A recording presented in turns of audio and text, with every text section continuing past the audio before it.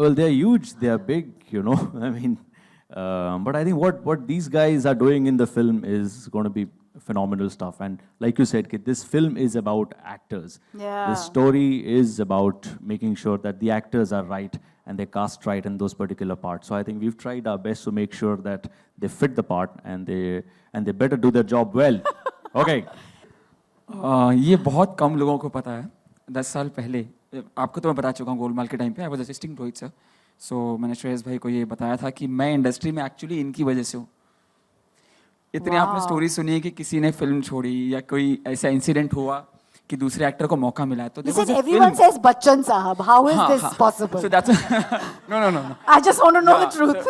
So for a change, Shreyas भाई थे. So actually मैं whistling would say pass out हुआ 2010 में और सुभाष जी का फोन आया कि अनिल ऐसा एक सॉन्ग शूट कर रहे हैं. एंड सॉन्ग शूट हुआ. नेक्स्ट डे मुझे पता चला, मैंने पेपर्स में देखा एक्चुअली श्रेयस भाई कुछ और फिल्म का शूट कर रहे थे, डेट्स का कुछ इशू हुआ था. तो हालांकि सॉन्ग वॉन्ग शूट हो गया था. तो सुभाष जी ने मुझे बुलाया, वो सॉन्ग मुझे ऐसा मिला. और जब मैं एडिट पे जाके मैंने सॉन्ग देखा तो आई वाज लाइक कि ये तो बहुत अच्छा है, इसको क्यों रीशूट कर रहे हैं. बट आई थिंक वो किस्मत में था. सो दैट्स हाउ मेरी पहली फिल्म आई. एंड वो कनेक्शन अब ऐसा बना है कि इनके साथ काम करने का मौका मिल रहा है. और Life's come a full circle. And I am so grateful and so happy at the same time. Golmaal के टाइम पे भी श्रेयस भाई से काफ़ी कुछ सीखने को मिला.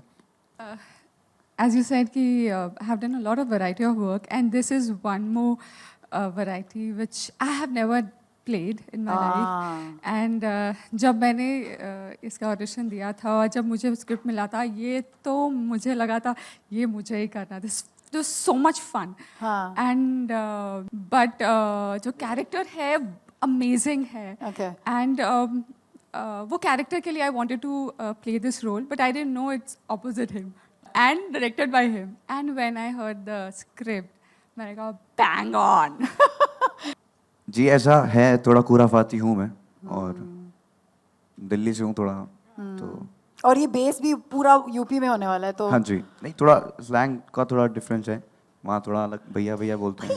ये मेरी फर्स्ट फिल्म है जी. सो मैं कुछ 13 साल से यहाँ पे आई बीन स्ट्रगलिंग और मैंने सीरियल्स बहुत कुछ किया दबा के, बट वो मज़ा नहीं आ रहा था. मैंने कहा कभी फिल्म्स मिली भी, कभी पासपोर्ट नहीं हुआ बना, कभी वीज़ा नहीं लगा, किस्मत खराब होती है थी.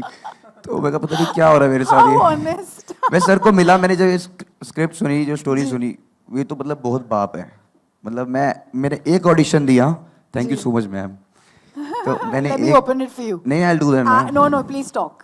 हाँ तो मेरे को पराग भाई हैं जो पी लो. अभी I just met him. This is the second time, and I can imagine the first time also जब इसका shoot चल रहा था, we all were like, कहाँ से आया ये? So I think it is.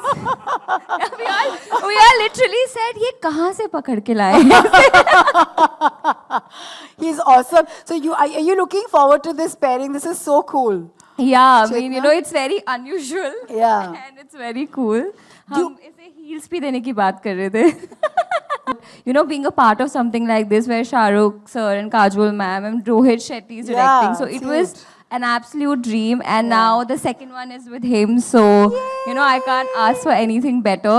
And this particular role, I can't believe it just happened because I didn't really go for the look test. Parag actually called me, but my dates were not available. So I actually went with a friend of mine. He was going for an audition, so he said they audition, dekhte hain kya hota hai. And then I read the script. It was full Desi, full Hindi, and I was not even wearing Indian stuff. So I was like, okay, मैं कल आके देख के जाती हूँ. Then I was like, नहीं, मैं नहीं देती. मुझसे इतनी हिंदी बोली नहीं जाती. It was like typical that UP वाली Hindi. But then somehow I gave it, and in 2 days it just happened. So I feel sometimes जो आपके लिए चीज़ें होती है ना, आप कहीं ना कहीं से पहुँच जाते हो. Different इनकी मतलब इनकी growth दिखती है, इनकी प्रोग्रेस काम की दिखती है, इनकी टैलेंट में जो एक निखार आया है वो भी नज़र आता है. और जिस वक्त हम लोग साथ काम कर रहे थे तभी इनमें इतना स्पार्क था और इतने अच्छे सीन्स हम लोगों के होते थे. फिर उसके बाद फिर कभी काम करने का मौका नहीं मिला जी. हम अपने करते रहे काम. He was busy in the films. और फिर when he got, as you rightly said, the film Kukunoor वाली film, Yeah, Iqbal. And yes his work was terrific. Stupendous. या तो फिर धीरे धीरे मतलब दिखता तो रहता ही है कि आसपास हमारे साथ जिन्होंने काम किया है वो आगे कितना बेहतरीन काम कर रहे हैं, कौन कहाँ तक पहुँचा, कौन कितना अच्छा काम कर रहा, ये आसपास नज़र आता ही है। Something really, and because I think the way he narrated the subject, it clearly showed, you know, how clear he is about the subject. Yeah. And second thing, कि जब क्या होता है कि अब आपकी जर्नी एक एज एन एक्टर आप उससे निकलते हैं और उसके बाद जब आप बाकी एक्टर्स को हैंडल करते हैं, हाँ. तो उसको बाकी एक्टर्स से काम निकालना, बाकी एक्टर्स से उन बारीकियों को निकालना जो सब्जेक्ट से रिलेटेड, वो क्योंकि क्या है कि आमतौर पे आप देखिए, जैसे अभी जिक्र हुआ थोड़ी देर पहले कि अब एक कंटेंट ओरिएंटेड सिनेमा आ गया है, आज उसकी डिमांड हो गई है, उस तरह के सब्जेक्ट्स आ रहे हैं, और क्या है बड़े ब्लॉकबस्टर्स तो बनते रहेंगे, वो होंगे, लेकिन मैं ये मानता हूं कि एक सादी सी कहानी को सादगी से कह देना ज्यादा डिफिकल्ट है। Absolutely, sir. वो सबसे Absolutely. ज्यादा। Absolutely. जो स्टोरी टेलिंग है, आप एक ग्लॉस क्रिएट कर सकते हैं, स्पेशल इफेक्ट्स क्रिएट कर सकते हैं, विजुअल क्रिएट सकते हैं, तमाम जगलरी आप यूज कर सकते हैं बिकॉज वो अवेलेबल है और सिनेमा में वो सब यूज होती हैं। Yeah. लेकिन जैसा मैंने कहा कि जब श्रेयात ने मुझे ये सब्जेक्ट सुनाया या कहानी नरेट की जिस तरह से, तो मुझे समझ में आया कि ये वो चीज़ है जो एक सादगी से कही गई है और सादगी से ही प्रोजेक्ट की जाएगी, और जो इसको जो बयान कर रहा है, जो इसको बता रहा है, वो जब इतना क्लियर है और उसने, तो वो मुझे लगता है कि फाइनल प्रोडक्ट जो है वो अपने आप में बहुत खूबसूरत होगा। Just to know. नहीं, मेरा तो हमेशा ही मानना रहा है कि सब्जेक्ट ही सब कुछ है। Okay. सब्जेक्ट मतलब स्क्रिप्ट और कहानी के ऊपर कहीं नहीं जा सकते। अगर उसमें कितने भी कुछ हो, सब कैसा भी सब्जेक्ट हो, लेकिन उसमें अगर गहराई नहीं है, उसमें अगर कुछ बात नहीं है, तो एक्टर कहाँ तक कुछ कर लेगा।